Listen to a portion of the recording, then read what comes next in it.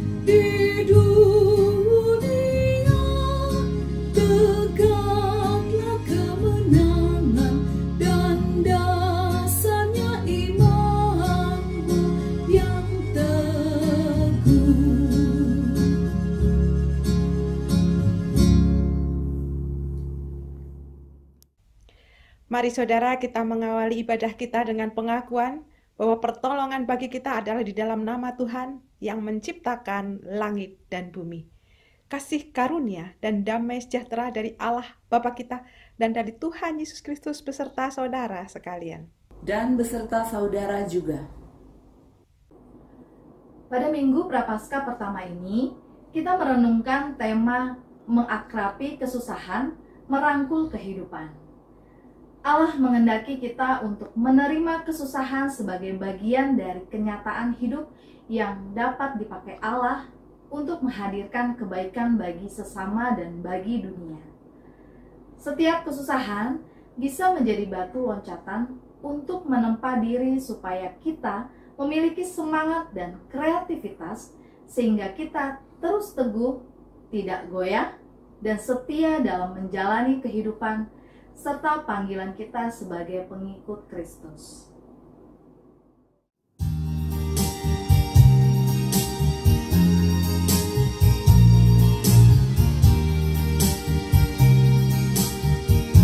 Saya mau ikut Yesus. Saya mau ikut Yesus sampai selama-lamanya. Meskipun saya susah menderita dalam dunia, saya mau ikut Yesus sampai selama-lamanya. Saya mau ikut Yesus. Saya mau ikut Yesus sampai selama-lamanya. Meskipun saya susah menderita dalam dunia, saya mau ikut Yesus sampai selama-lamanya.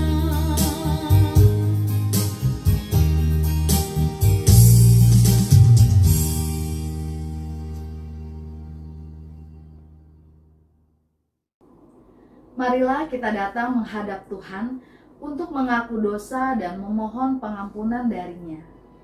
Umat diberi kesempatan untuk berdoa secara pribadi, lalu kita tutup bersama-sama.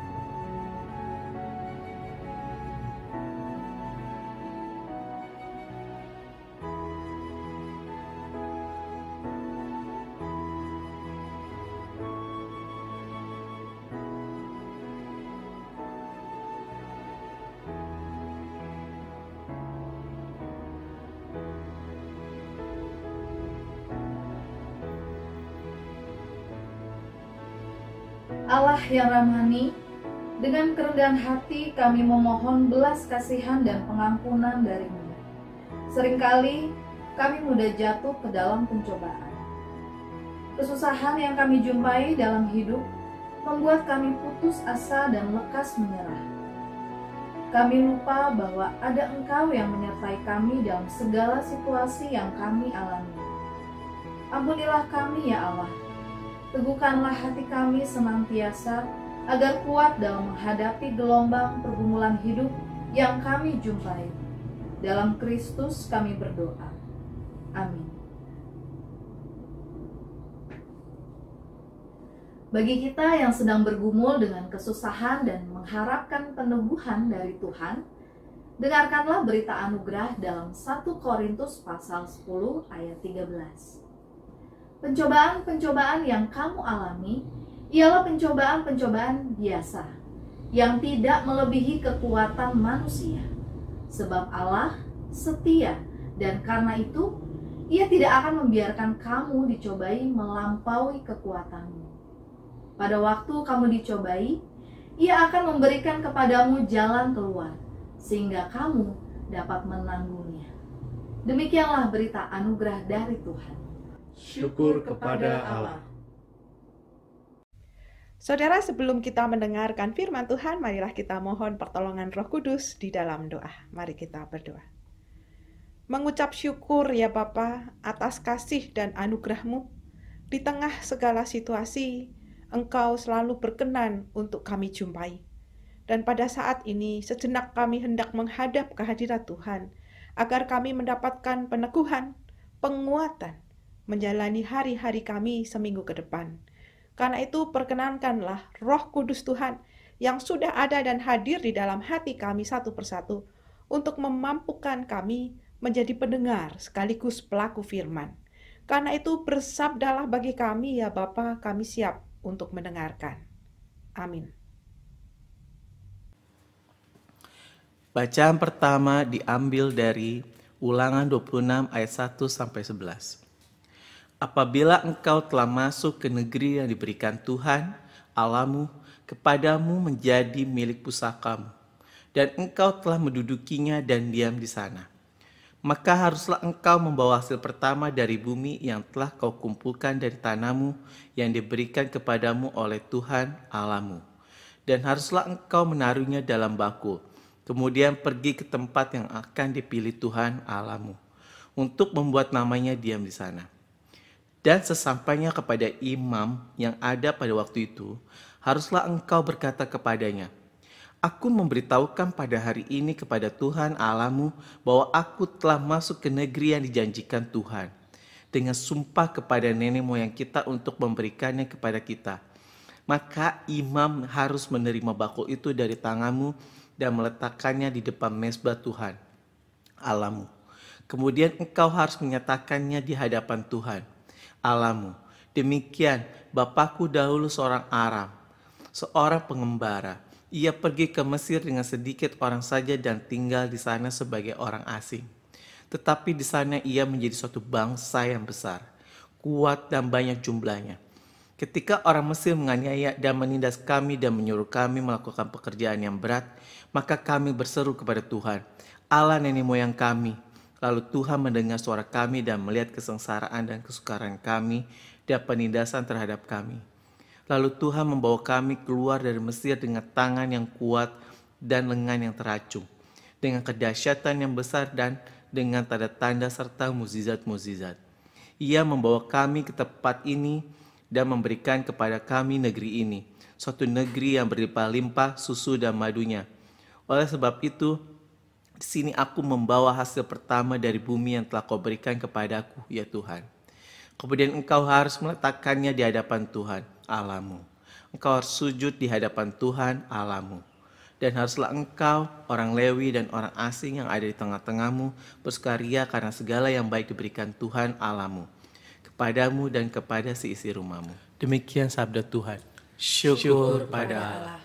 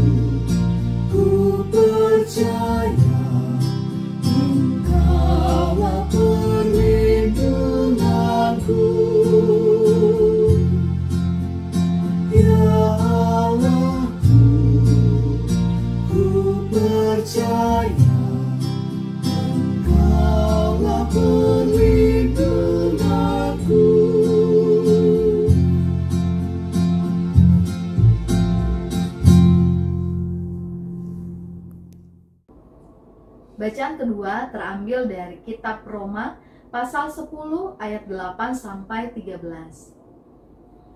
Tetapi apakah katanya? Ini, firman itu dekat kepadamu, yakni di dalam mulutmu dan di dalam hatimu. Itulah firman iman yang kami beritakan. Sebab jika kamu mengaku dengan mulutmu bahwa Yesus adalah Tuhan dan percaya dalam hatimu bahwa Allah telah membangkitkan dia dari antara orang mati, maka kamu akan diselamatkan. Karena dengan hati orang percaya dan dibenarkan, dan dengan mulut orang mengaku dan diselamatkan. Karena kitab suci berkata, barang siapa yang percaya kepada Dia tidak akan dipermalukan. Sebab tidak ada perbedaan antara orang Yahudi dan orang Yunani. Karena Allah yang satu itu adalah Tuhan dari semua orang, kaya bagi semua orang yang berseru kepadanya. Sebab barang siapa yang berseru kepada nama Tuhan akan diselamatkan. Demikianlah sabda Tuhan. Syukur kepada Allah. Bacaan Injil Tuhan Yesus Kristus menurut Lukas pasalnya yang keempat, ayatnya yang pertama hingga ke-13. Yesus yang penuh dengan Roh Kudus kembali dari sungai Yordan, lalu dibawa oleh Roh Kudus ke padang gurun. Di situ ia tinggal 40 hari lamanya dan dicobai iblis. Selama di situ ia tidak makan apa-apa, dan sesudah waktu itu ia lapar. Lalu berkatalah iblis kepadanya, "Jika engkau anak Allah, suruhlah batu ini menjadi roti." Jawab Yesus kepadanya, "Ada tertulis, manusia hidup bukan dari roti saja." Kemudian ia membawa Yesus ke suatu tempat yang tinggi, dan dalam sekejap mata ia memperlihatkan kepadanya semua kerajaan dunia. Kata iblis kepadanya, "Segala kuasa itu serta kemuliaannya akan kuberikan kepadamu. Sebab semuanya itu telah diserahkan kepadaku, dan aku memberikannya kepada siapa saja yang ku kehendaki. Jadi, jikalau engkau menyembah aku, seluruhnya itu akan menjadi milikmu." Tetapi Yesus berkata kepadanya, "Ada tertulis, engkau harus menyembah Tuhan Allahmu, dan hanya kepada Dia sajalah engkau berbakti." Kemudian ia membawa Yesus ke Yerusalem dan menempatkan Dia di bubungan bait Allah. Lalu berkata kepadanya, "Jika engkau anak Allah, jatuhkanlah dirimu dari sini ke bawah. Sebab ada tertulis mengenai engkau, Ia akan memerintahkan malaikat-malaikatnya untuk melindungi engkau, dan mereka akan menatang engkau di atas tangannya, supaya kakimu jangan terantuk kepada batu." Yesus menjawabnya, katanya, "Ada firman, jangan engkau mencobai Tuhan Allahmu." Sesudah iblis mengakhiri semua pencobaan itu, ia mundur daripadanya dan menunggu waktu yang baik. Demikianlah Injil Tuhan Yesus Kristus. Berbahagialah setiap orang yang mendengar dan melakukan firman Tuhan dalam hidup sehari-hari. Hosiana. Hosiana, Hosiana, Hosiana.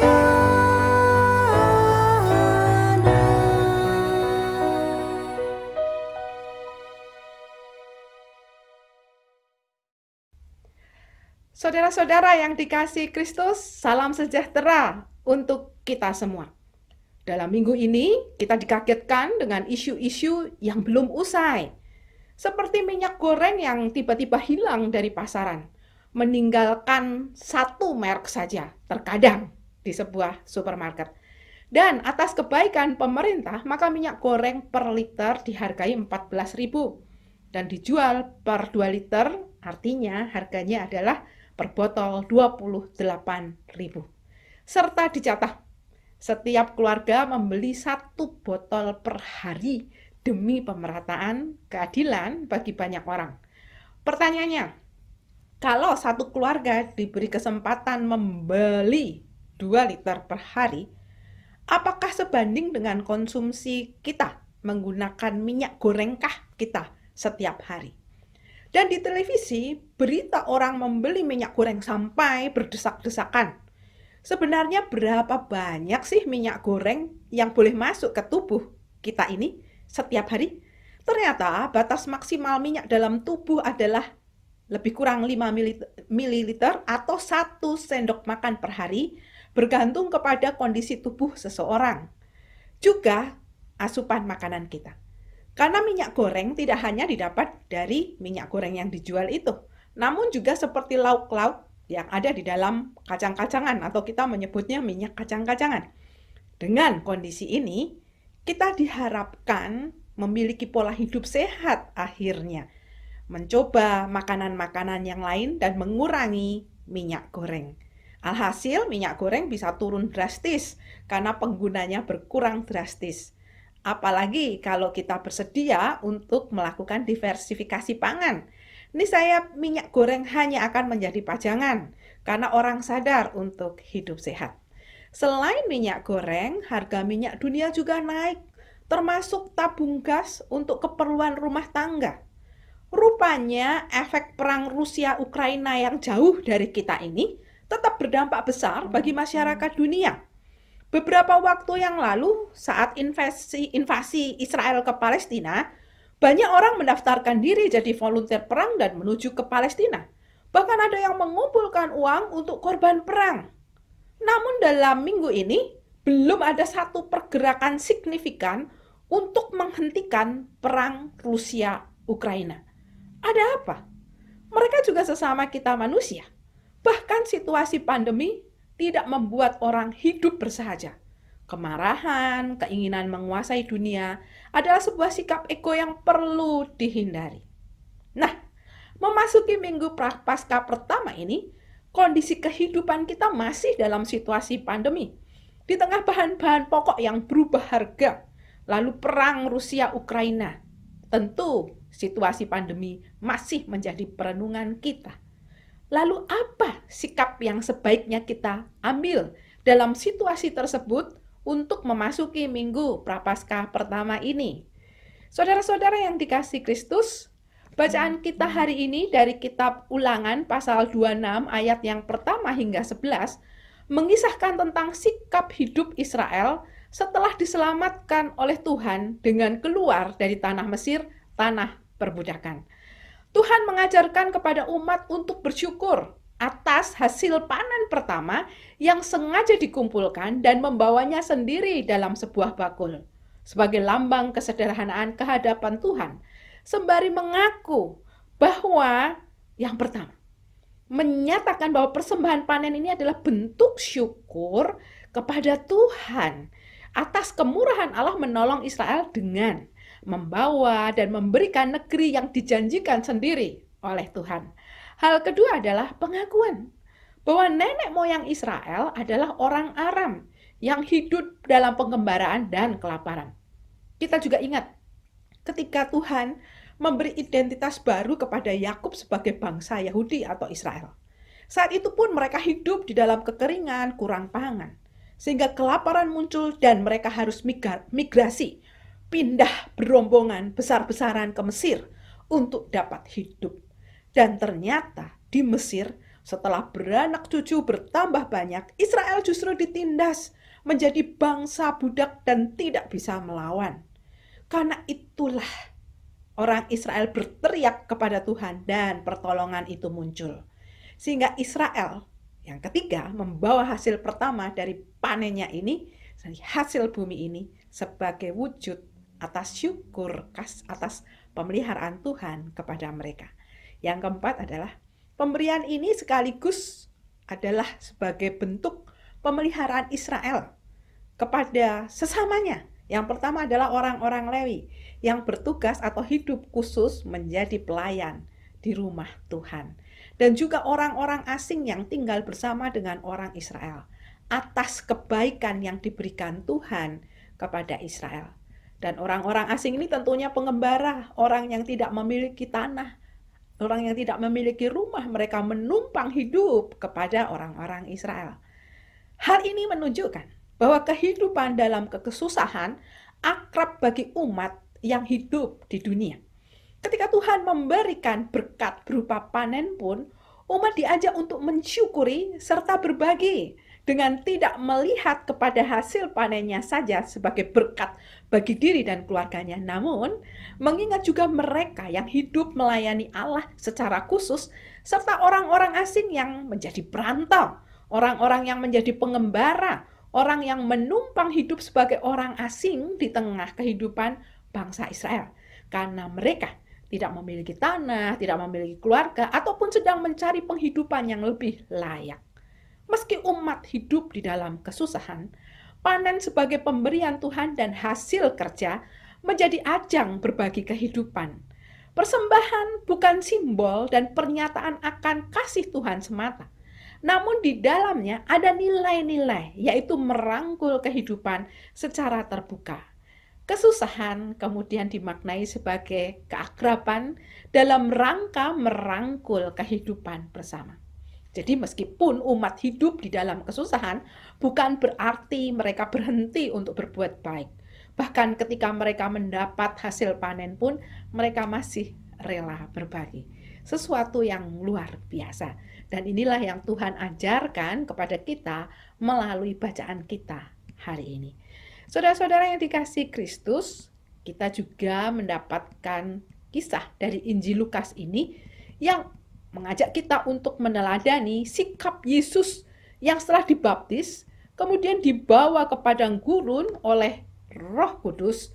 Dan padang gurun atau midbar dalam bahasa Ibrani adalah simbol tanah yang tidak digarap dan jarang penduduknya, atau dapat diterjemahkan sebagai tanah penggembalaan. Padang gurun juga mengingatkan orang akan keluarnya Israel dari tanah Mesir, dan di sanalah Tuhan memproses umatnya. Dengan kata lain, padang gurun menjadi jalan atau cara bagi Allah menjadi sebuah tempat berproses bagi umatnya. Kali ini Yesus yang akan berproses di sana. Dikatakan bahwa Yesus yang penuh dengan Roh Kudus kembali dari sungai Yordan lalu dibawa oleh Roh Kudus ke padang gurun. Di situ dia tinggal 40 hari lamanya dan dicobai iblis. Selama di situ ia tidak makan apa-apa dan sesudah waktu itu ia lapar. Baptisan Yesus merupakan proklamasi Allah bahwa Yesus adalah anak Allah. Kemudian Yesus menjalani proses midbar atau padang gurun ini dengan berpuasa dan menjadi lapar. Proses midbar ini atas seizin Allah karena yang membawa Yesus adalah Roh Kudus sendiri. Dan di saat lapar setelah puasa itulah Yesus datang mencobai, iblis datang mencobai Yesus. Iblis mencoba mempengaruhi Yesus yang dalam kondisi fisik lemah dengan sebuah tantangan bahwa Yesus perlu membuktikan kepada iblis tentang kuasa anak Allah dengan cara yang pertama, mengubah batu menjadi roti. Dalam kondisi lapar, pandangan pasti adalah yang terutama untuk mengisi perut. Namun Yesus bertahan bahwa manusia hidup bukan dari roti saja. Sisi Yesus dalam keilahian tidak terlepas dari sisi Yesus yang manusia. Yesus justru mengajak kita untuk menyeimbangkan hidup bahwa firman, yaitu roti rohani dan roti jasmani tidak untuk dipertentangkan, namun untuk diseimbangkan bahwa manusia selain hidup dari firman juga dari roti. Hal kedua, iblis tetap mencoba untuk mempengaruhi Yesus. Iblis mengajak Yesus berkompromi dengannya dan Yesus memilih fokus pada misi Allah dengan menyembah Tuhan dan berbakti kepada Tuhan. Gagal fokus menjadi kendala ketika kuasa menjadi alat untuk berkompromi. Banyak orang jatuh untuk beralih fokusnya karena merasa kalau ada yang mudah, kenapa memilih yang susah? Tetapi di dalam situasi inilah ketika orang gagal, maka kita diajak untuk meneladani Yesus supaya kita tetap fokus dan mengerjakan misi Allah, bukan pada kekuasaan dengan berkompromi dengan iblis.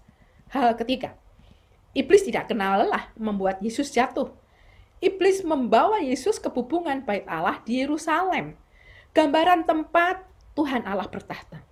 Dengan pernyataan bahwa sebagai anak Allah, Yesus diminta beratraksi, meraih perhatian Allah, menguji kasih Allah dan perlindungan Allah dengan menjatuhkan dirinya dari tempat yang tinggi.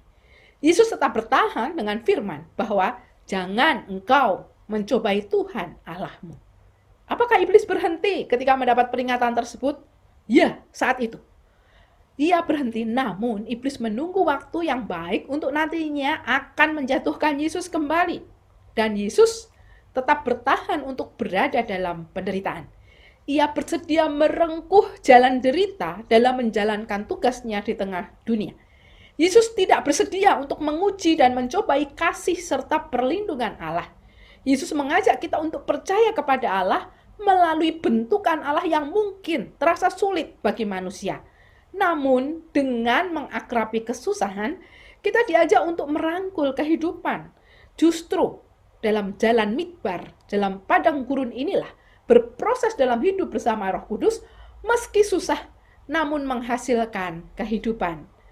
Karena Allah adalah kasih dan tempat perlindungan bagi umatnya yang perlu diimani dengan mengamini bahwa di tengah kesulitan hidup yang menerpa manusia, Allah tidak pernah tidur. Allah selalu melihat kepada kita. Saudara-saudara yang dikasihi Kristus, pembacaan firman pada hari ini mengajak kita untuk meyakini bahwa perjalanan hidup kita bagaikan proses midbar atau padang gurun tadi, termasuk memasuki tahun gerejawi dengan minggu pertama Prapaskah yang diawali dengan Rabu Abu kemarin sebagai pertanda dimulainya puasa, yaitu bagaimana kita melakukan kesalehan rohani, mengendalikan diri di tengah kesulitan bersama, yaitu pandemi. Apakah kita yang dalam proses midbar padang gurun ini berproses di tengah kesulitan dapat memiliki ketangguhan, berdamai dengan keadaan, tetap berpegang teguh kepada Yesus, dan kreatif dalam menjalani tantangan hidup? Kelangkaan minyak goreng. Apakah tiap hari makanan kita gorengan? Maksimal 1 sendok makan, saudara. Artinya tidak makan minyak akan menjadi lebih baik. Mulailah hidup sehat, menggunakan minyak secukupnya, sehingga kita tidak tergantung kepada minyak goreng. Kalau perlu, makanan dikukus, akan lebih sehat. Kalau perlu lagi, kita melakukan diversifikasi pangan. Karena Indonesia kaya akan makanan berserat. Dari makan gorengan menjadi makan singkong atau ubi rebus akan menjadikan kita lebih sehat. Bagaimana caranya? Mulailah dalam masa-masa puasa ini untuk betul-betul mengendalikan diri. Kita melakukan keadilan dengan cara mengurangi makan yang mengandung minyak goreng. Yang kedua, aksi puasa Paskah dengan berpantang, termasuk pantang emosian, mengendalikan emosi. Kalau melihat barang bagus, jangan terburu emosi ingin beli, apalagi dengan iming-iming diskon dengan kartu kredit hanya dalam waktu 2 hari.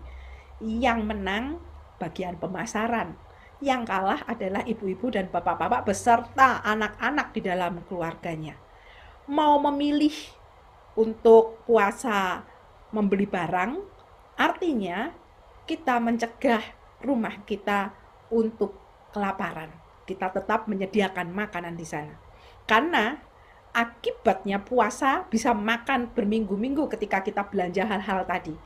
Lebih baik puasa beli barang namun tetap makan teratur dan menjaga kesehatan di tengah situasi pandemi ini. Perang Rusia-Ukraina menunjukkan bahwa manusia belum memiliki kesadaran akan hidup dalam damai sejahtera. Kita perlu menyesalkan kejadian tersebut yang merupakan tindak kekerasan. Cukuplah sejarah perang ratusan tahun lalu membuat derita. Jangan membuat sejarah dengan berperang. Karena duka, derita, efek daripada perang ini akan berlangsung puluhan bahkan bisa ratusan tahun. Manusia masih egois dengan kekuasaan.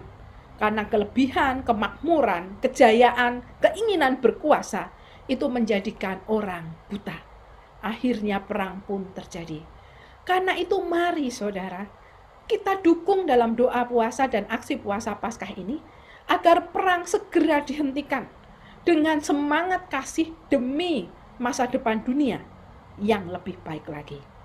Milikilah ketangguhan hidup seperti Yesus Kristus.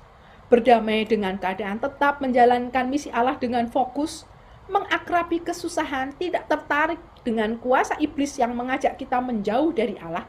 Berpuasalah untuk mengeluarkan dana yang berlebihan di masa pandemi ini dan rangkullah kehidupan. Tuhan menanti aksi-aksi kita. Amin. Saat teduh untuk kita semua.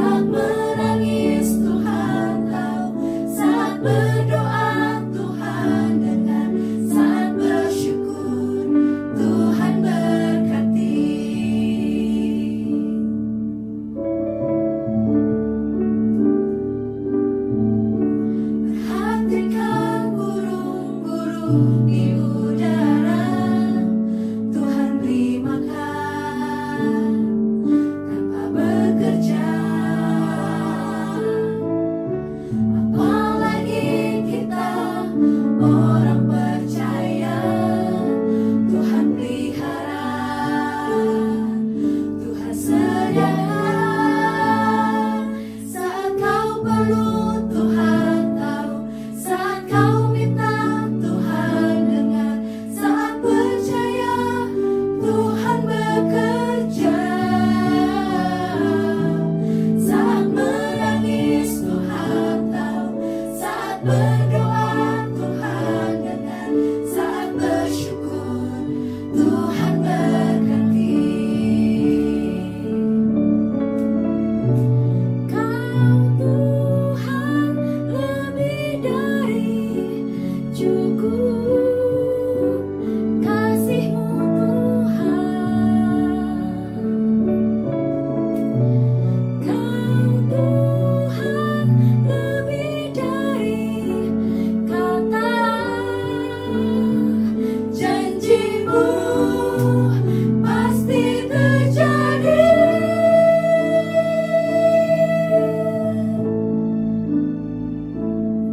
Saat kau perlu Tuhan tahu, saat kau minta Tuhan dengar, saat kau perlu Tuhan tahu, saat kau minta Tuhan dengar, saat percaya Tuhan bekerja, saat menangis Tuhan tahu, saat berdoa Tuhan dengar, saat bersyukur Tuhan berkati, saat bersyukur Tuhan berkati, saat bersyukur Tuhan berkati.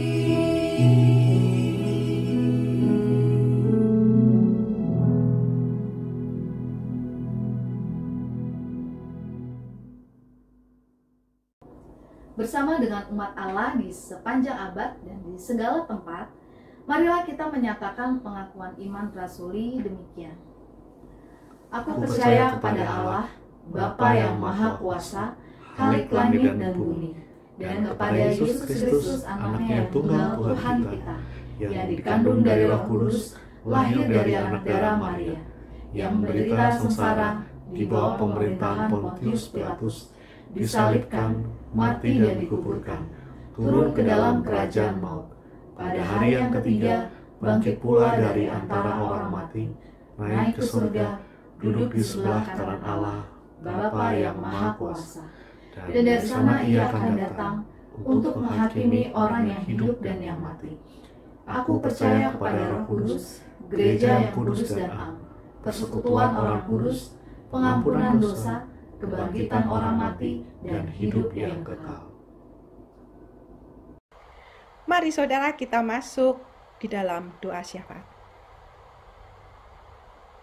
Bapa yang Maha Kasih, terima kasih Engkau mengingatkan kami bahwa di dalam memasuki masa puasa Paskah ini atau Prapaskah pertama di minggu ini, kami yang telah melewati Rabu Abu dan menyatakan bahwa aksi kesalehan rohani itu perlu dilakukan, seperti puasa, melakukan hal-hal yang sebelum-sebelumnya kami lakukan.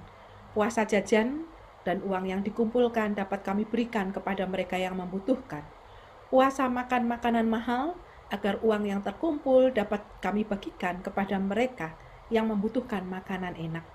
Ataupun puasa membeli barang-barang mahal agar uang yang terkumpul dapat kami bagikan untuk orang-orang yang butuh pendidikan, kesehatan, dan sebagainya. Kami juga rindu berdoa ya Bapak untuk perang Rusia dan Ukraina segera berhenti. Karena perang akan menghasilkan perang, tidak pernah menghasilkan damai sejahtera. Karena itu izinkan para pemimpin bangsa itu untuk sadar akan situasi tersebut. Dan negara kami boleh mendukung mereka untuk menghentikan perang. Kami juga berdoa dalam situasi pandemi dunia ini, para tenaga kesehatan di seluruh dunia dan para korban COVID, untuk Tuhan ringankan bebannya. Keluarga-keluarga yang saat ini ditinggalkan karena keluarganya lebih mengutamakan mereka yang sakit, Tuhan boleh jaga dan lindungi. Kami juga berdoa bagi program vaksinasi yang diadakan pemerintah. Tuhan boleh berkati sehingga boleh berjalan dengan baik untuk mengentaskan penyakit ataupun COVID ini, sehingga perekonomian, moralitas, kepemimpinan menjadi lebih baik ke depan. dan roda kehidupan boleh menjadi lebih baik. Kami berdoa juga bagi para pemimpin bangsa kami, baik dari pusat hingga daerah. Berikanlah mereka hati yang takut akan Allah, sehingga mereka boleh mengutamakan kepentingan orang banyak daripada pribadi ataupun golongan. Kami juga berdoa bagi mereka yang berulang tahun, baik pribadi maupun pernikahan.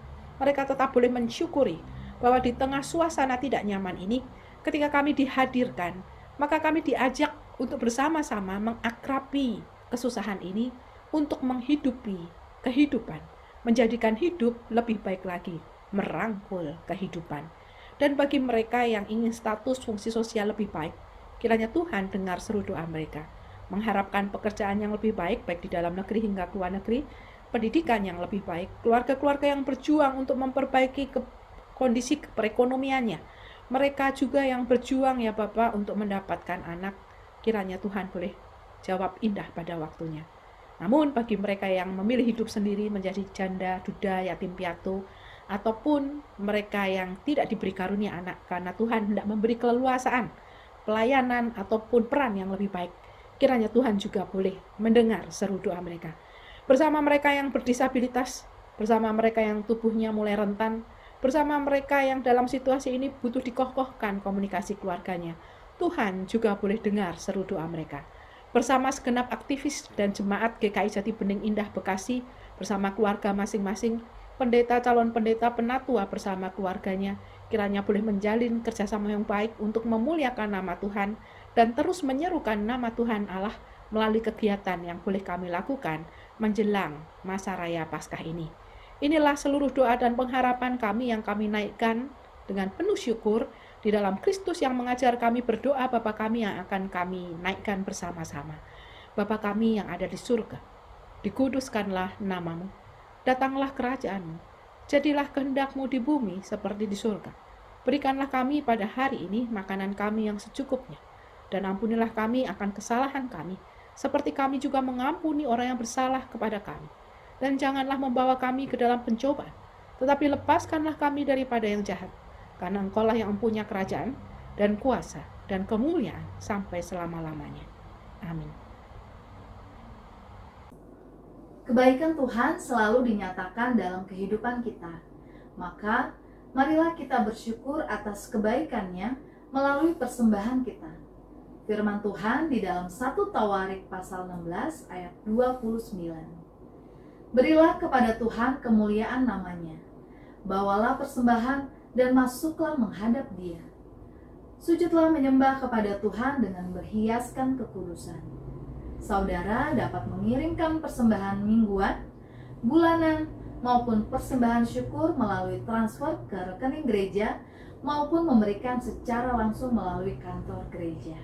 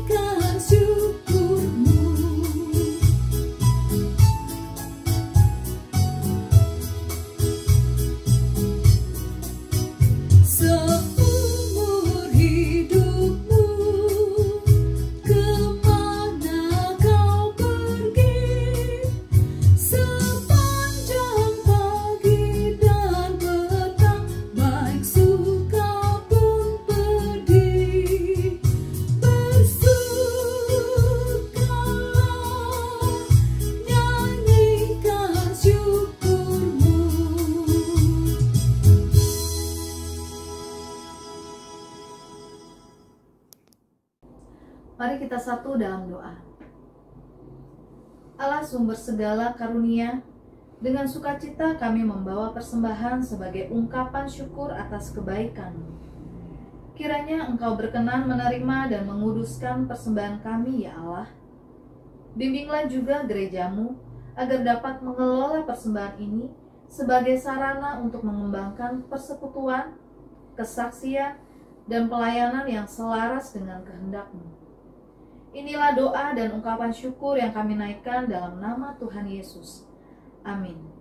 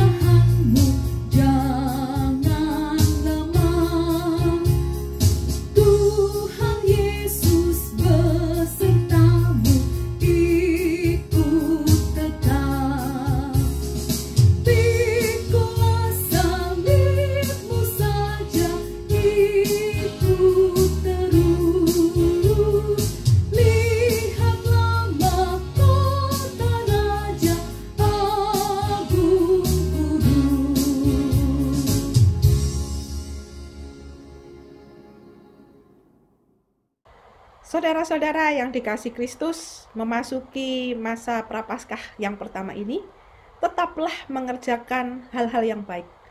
Jangan takut, teruslah untuk tetap gigih dan teguh menjalani kehidupan. Meskipun dalam situasi kesusahan, berdamailah dengan situasi ini dan rangkullah kehidupan. Karena itu jadilah saksi Tuhan dimanapun saudara berada dan terimalah berkat Tuhan.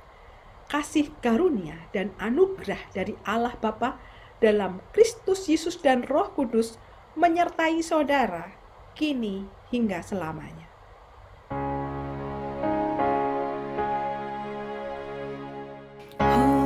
Hosiana, Hosiana,